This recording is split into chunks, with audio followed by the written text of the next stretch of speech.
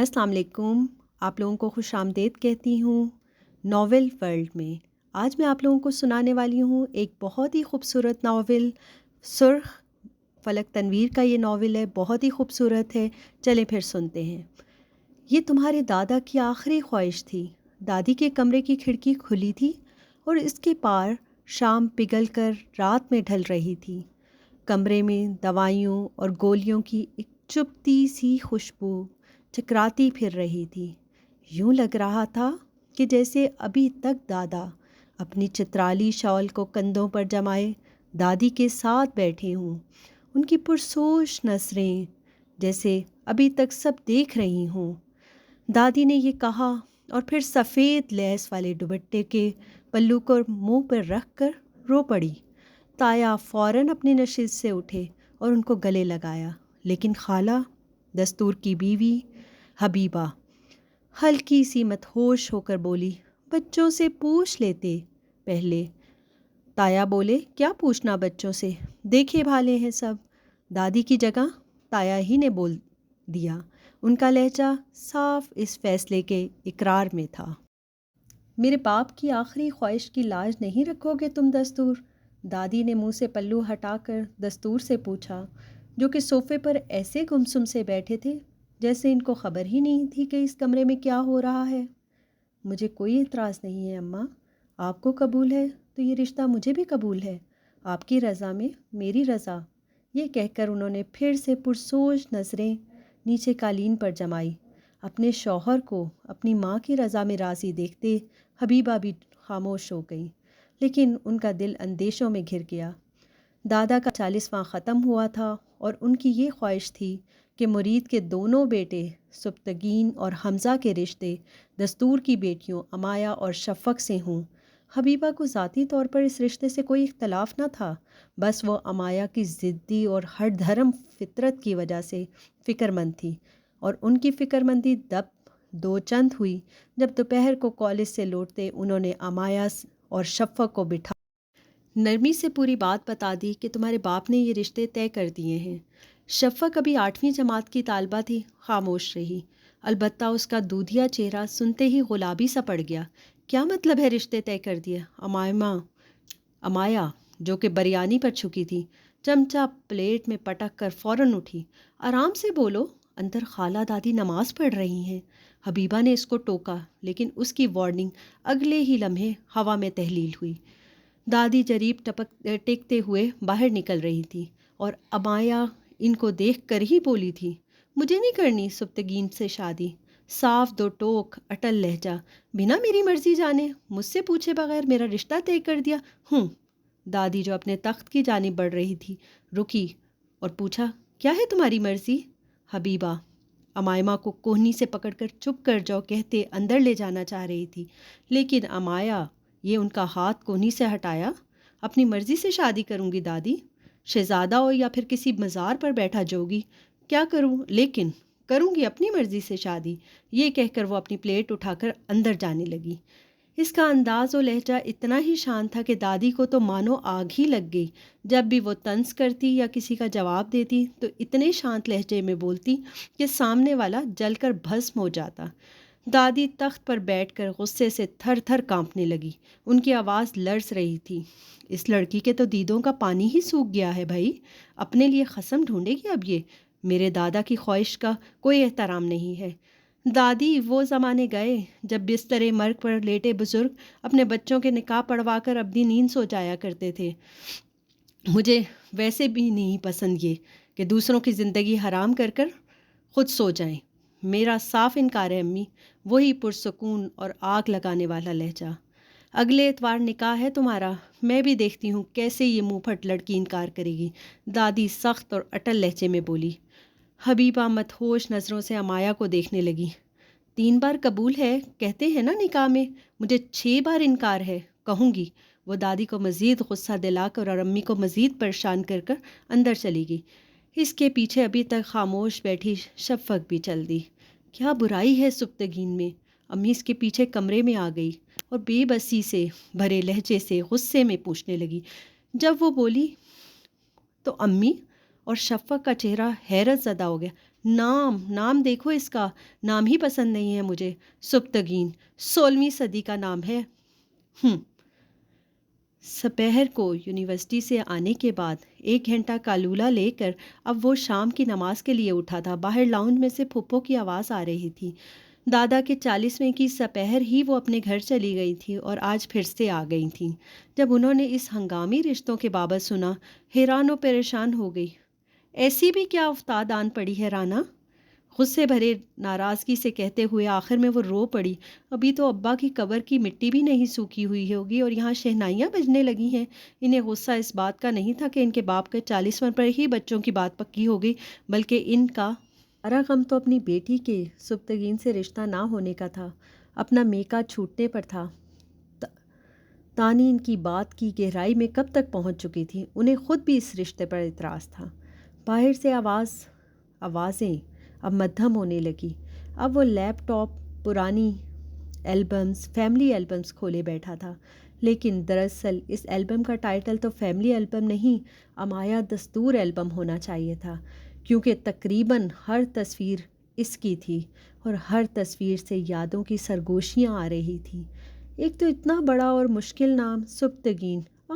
دیکھو، بولتے ہوئے میرا تو منہ ہی ٹیڑھا ہو گیا۔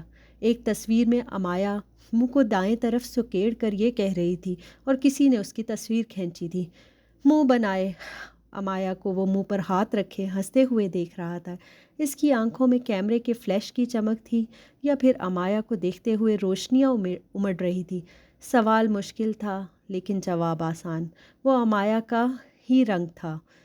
اس نے دوسری تصویر پر کلک کی۔ سیاہ پلم پہنے نیچے جھکی امایا، جو ایک ہاتھ سے سینڈل کے سٹریپ باندھ رہی تھی اور دوسرے ہاتھ سے چہرے کی لٹ کو دائیں کان کے پیچھے کر رہی تھی۔ سپتگین نے دیکھا اور اس کے گرد سحر کا دائرہ بنا ہوا تھا۔ وہ بھید بھری ساحرہ ہی تھی۔ اس نے دل سے اعتراف کیا۔ اس نے یہ بھی اعتراف کیا کہ اس پر امایا کا سحر ہو گیا ہے۔ اس نے اپنے دل کو ٹٹولا کہ کہیں امایا کے لیے اس کے دل میں کچھ تھا تو نہیں۔ جلد ہی اس کو مایوسی ہوئی، کیونکہ اس دل میں امایا کے علاوہ کچھ تھا ہی نہیں۔ وہ ساحرہ، وہ قابض، امایا دستور۔ اگر وہ ساحرہ تھی تو سب اس کے سحر سے کسی نہ کسی طرح تنگ تھے۔ ابھی یوں اچانک اس کے رشتے کی بات پر اور دستور کے فوراً اقرار پر حبیبہ اندر ہی اندر خوفزدہ ہو چکی تھی۔ وہ انتہائی ضدی تھی اور ہٹ دھرم بھی۔ پہل تو امی اس کی ضد اور ہٹ دھرمی سے کچھ مسئلے نہ تھے امی کو، لیکن رفتہ رفتہ جیسے جیسے وہ بڑی ہوتی گئی، اس کے ہٹ دھرمی، ضد، جنونیت کی حدوں کو چھونے لگی تھی۔ پہلے وہ کھلونوں پر ضد کرتی تھی۔ جو باربی ڈال اس کے پاس ہوتی تھی وہ کسی اور کو ہاتھ میں دیکھتی تو اس کو سخت غصہ آتا، تو وہ اپنی باربی ڈال توڑ دیتی یا اس انسان کی۔ یہ جاتی بہار کے دن تھے، جب ہلکی سی سردی ہوتی ہے اور رات کو پنکھے چلا کر کمبل اوڑھ کر سوتے ہیں۔ امایا اس وقت 7 سال کی تھی، شفق 4 سال کی تھی۔ تب امی سپہر کو شفق اور اس کو لے کر پارک جایا کرتی تھی۔ ویکینڈ پر بابا بھی ساتھ ہوتے تھے، لیکن اس دن بابا امایا اور شفق کو نئی باربی ڈالز دلوا کر اپنے دوستوں کی طرف نکل گئے تھے۔ شفق کی باربی ڈال پنک کلر میں تھی۔ مجھے یہ والی دو۔ وہ شفق کے ہاتھ سے باربی ڈال چھین کر اپنی والی پکڑا کر مسکراتی ہوئی اس سے کھیلنے لگی۔ شفق دھاڑیں مار مار کر رونے لگی۔ امایا بیٹا، بہن کو اس کی ڈال دو، تمہارے بابا تمہیں نہیں۔ حبیبہ اس کو پیار سے سمجھاتے ہوئے کہہ رہی تھی، لیکن امایا نے ان کی بات بیچ میں کاٹی۔ نہیں، یہ میری ہے۔ اس کا انداز اٹل تھا اور ہونٹوں پر کھلتی کچھ پا لینے کے بعد کی مسکراہٹ تھی۔ ضد مت کیا کرو نا، وہ رو رہی ہے، دیکھو بابا آئیں گے تو میں ان سے کہہ دوں گی، وہ ہو بہو تمہیں ایسی ڈال لا کر دے دیں گے، اب تم پلیز اسے دے دو، امی نے منت بھرے لہجے میں کہا۔ ان کو خود بھی اپنے اوپر حیرت ہو رہی تھی کہ وہ اس بالشت بھر لڑکی کی خوشامد کیوں ہے، لیکن امایا کے چہرے پر مسکراہٹ تھی، وہی مسکراہٹ ہٹ دھرمی کی ضد کی۔ جب تک وہ لوگ گھر نہیں لوٹے شفق روتی رہی۔ رات کو بابا نے شفق کو وہی باربی ڈال لا کر دی۔ اگلی صبح ایک بار پھر شفق رو رہی تھی۔ امی جب حیرت سے کچن سے نکلی تو شفق کی نئی ڈال وہاں ٹکڑے ٹکڑے پڑی تھی اور شفق اس کو اٹھائے رو رہی تھی۔ امی کا پارا چڑھا اور امایا کو ایک تھپڑ رسید کیا۔ کیوں کیا تم نے ایسا؟ امایا نے جواب تو نہیں دیا، لیکن حبیبہ سمجھ گئی تھی کہ امایا نے کیوں کیا تھا ایسا، کیونکہ وہ نہیں چاہتی تھی کہ اس کی جیسی ڈال کسی اور کے پاس بھی ہو۔ حبیبہ جو امایا کے اس رویے کو بچپنا سمجھتی تھی، رفتہ رفتہ ان پر یہ اقداق بھی کھلا کہ وہ بچپنا نہیں ہے بلکہ اس کی فطرت تھی۔ امایا کو جو چیز پسند آتی وہ اس پر اپنا حق سمجھتی تھی، یوں جیسے کسی اور نے ہاتھ نہیں لگانا اس کو، مانو اس انسان کے ٹکڑے ٹکڑے کر دے گی۔ گھر میں آ کر اس کی فیوریٹ ڈش بنتی اگر، تو وہ صرف اور صرف اس کے لیے بنتی تھی، کیونکہ وہ کسی اور کو کھانے ہی نہیں دیتی تھی۔ اگر حبیبہ اس کے اور شفق کے سوٹ سے ایک ساتھ لاتی تو جو سوٹ شفق پسند کرتی وہی سوٹ وہ اس کو لینے نہیں دیتی تھی۔ حبیبہ اس سے ناک تک عاجز تھی۔ بچپن میں کھلونوں کے بعد اس کے فیورٹ بابا یعنی دستور صاحب تھے۔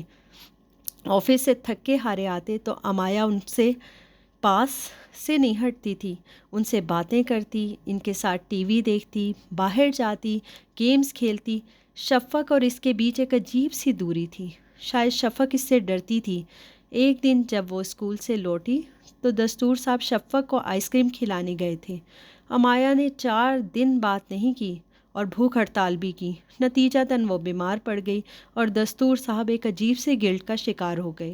حبیبہ تب ہی جان گئی تھی کہ اس کا بچپنا نہیں، یہ تو اس کی فطرت ہے۔ ان کا یقین مزید پختہ تب ہوا جب ایک دن ان کو امایا کے اسکول سے پرنسپل کی کال آئی تھی۔ پرنسپل کا لہجہ بہت خصیلا تھا۔ وہ بھاگم بھاگ اسکول گئی کیونکہ امایا نے ایک بچے کو بہت مارا تھا، بچی کو، وہ زخمی ہو گئی تھی۔ پرنسپل کے آفس میں کھڑی امایا کو دیکھ کر انہوں نے اپنا غصہ دبایا تھا۔ امایا بالکل بھی شرمندہ نہیں تھی۔ اس کے ساتھ ایک اور بچی بھی کھڑی تھی جس کے چہرے پر زخم کے نشان اور ہاتھ پر بینڈیج لگی ہوئی تھی۔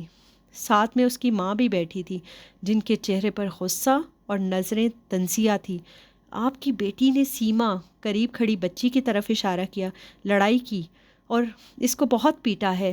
ہمارے اسکول دنگا فساد کی قطعاً برداشت نہیں کرتا اور اس قسم کی وائلنس کو تو بالکل بھی نہیں۔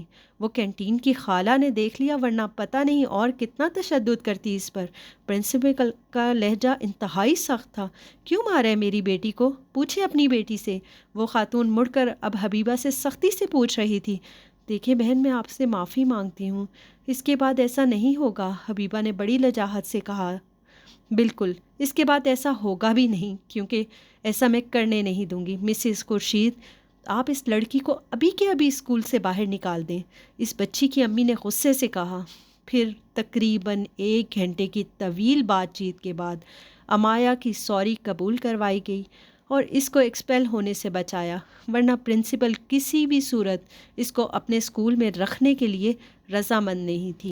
کہ اگلے پارٹ کے لیے ایپیسوڈ 2 دیکھیں۔ تب تک اللہ حافظ۔